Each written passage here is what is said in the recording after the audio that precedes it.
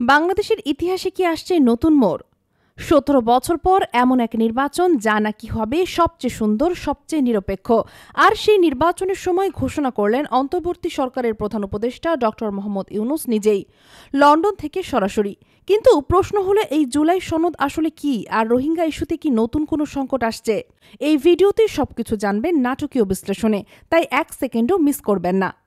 Doctor Mohammad Yunus নতুন অন্তর্বর্তী সরকারের প্রধান উপদেষ্টা, এবং ঠিক বুধবার লন্ডনের প্রভাবশালী চ্যাথাম হাউসে দাঁড়িয়ে তিনি বললেন এক লাইন যা বাংলাদেশ রাজনীতিতে সৃষ্টি করেছে চাঞ্চল্য।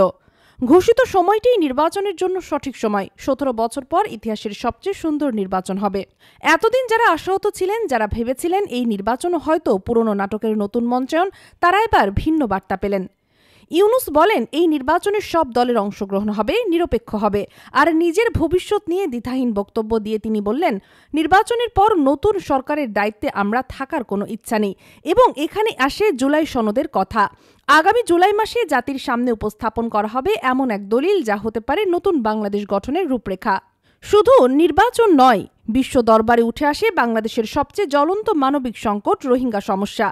ডক্টর ইউনূস বললেন, যারা ৫ মাস বা ৫ বছর বয়সে বাংলাদেশে এসেছিল তারা আজ কিশোর যুবক।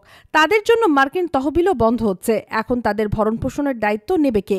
তিনি স্পষ্ট জানালেন, এই সংকটকে অগ্রাধিকার দিয়ে কাজ করছে তার সরকার।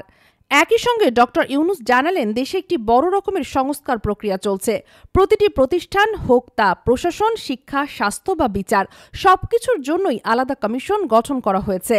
তিনি বললেন, আমাদের কাজ হলো সব দলের ঐক্যমত তৈরি করা। আমরা তাকিয়ে আছি সুপারিশের দিকে।